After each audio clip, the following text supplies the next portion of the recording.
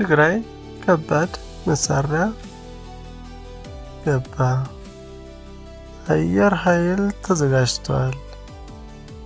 ጠቅላይ ሚኒስትር አብይ አህመድ ህወሓት፣ ፋኖና ኦሮሞ ነጻነት ሰራዊት በአንድ ላይ ጥምረት ቢፈጥሩም ድሉ የኛ ነው ሲሉ ለኦቢኤን ተናግረዋል። በሌላ በኩል የኢትዮጵያ መከላከያ ሰራዊት በአየር ኃይል፣ በምድር ኃይል፣ በባህር ኃይል ጦሩ ዝግጁ ነው ሲል በማህበራዊ ትስስር ገጹ ባስተላለፈው መልእክት አሳውቋል። የጠቅላይ ሚኒስትር አብይ አህመድ የአፍሪካ ቀንድ አማካሪ አቶ ጌታቸው ረዳ በበኩላቸው በትግራይ ክልል የውጭ ጣልቃ ገብነት በተለይም የኤርትራ ጣልቃ ገብነት ከቀን ወደ ቀን እየጨመረ መምጣቱ የሳተላይት ክትትል ያስፈልጋል ሲሉ ለአውሮፓ ህብረት፣ ለአፍሪካ ህብረት እና ለተባበሩት መንግስታት ድርጅት እንዲሁም ለአሜሪካ ጥሪን አቅርበዋል። አቶ ጌታቸው ረዳ ከባድ የጦር መሳሪያ ወደ ትግራይ ክልል እየገቡ እንደሆነም በእንግሊዝኛ ይዘት ባሰፈሯቸው ጽሑፎች አስረድተዋል።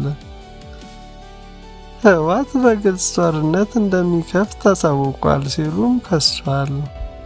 አሁን የገጠመን የህልውና ጦርነት በአሸናፊነት ካላጠናቀቅን አንድም የትግራይ ልሂቅ በህይወት አይተርፍም፣ ይልቁንም መቀጣጫ ሆኖ መራር ዋጋ ይከፍላል ሲሉ አዲሱ የህወሓት አርሚ 22 አዛዥ ኮሎኔል ገብረ እግዚአብሔር ገብረ ሰላማ መግለጻቸው እያወዛገበ ይገኛል። በዛሬው ዝግጅታችን ጠቅላዩ ሶስቱን ኃይሎች እናሸንፋለን ስለማለታቸው፣ መከላከያ ሰራዊቱ ሶስቱ ኃይሎች ማለትም የምድር የባህርና የአየር ኃይል ዝግጁ ነው ስለማለቱ፣ አቶ ጌታቸው ረዳ በትግራይ ክልል ስለተፈጠረው ነገር የሳተላይት ክትትል ሊደረግልን ይገባል የሚል ጥሪ ለውጭ ኃይሎች ስለማቅረባቸው በዛሬው ዝግጅታችን ለመቃኘት እንሞክራለን። እስከ ፍጻሜው አብራችሁን ቆዩ። የኢትዮጵያ መከላከያ ሰራዊት የባህር ኃይላችን ጭምር ዝግጁ ነው ብለዋል።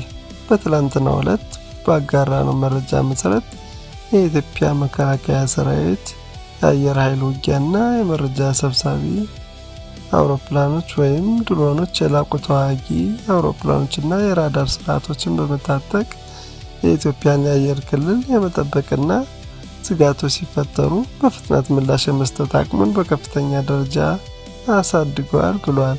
በሌላ በኩል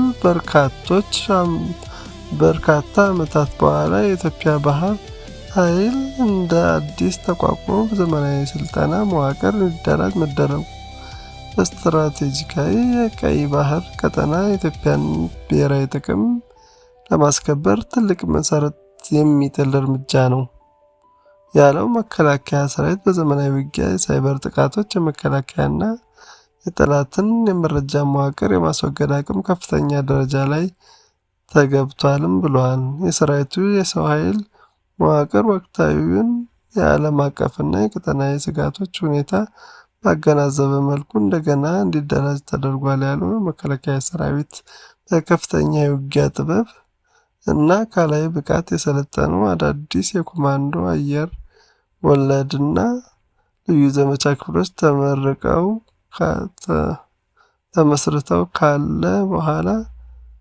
ተመስርተዋል ካለ በኋላ እነዚህ ክፍሎች በየትኛውም የመሬት አቀማመጥና አስቸጋሪ ሁኔታ ውስጥ በብቃት ተልዕኮ የሚፈጽም አቅማቸውን ከፍተኛ ነው ሲል ትናንትና ባጋራው መረጃ መከላከያ ሰራዊት ገልጿል።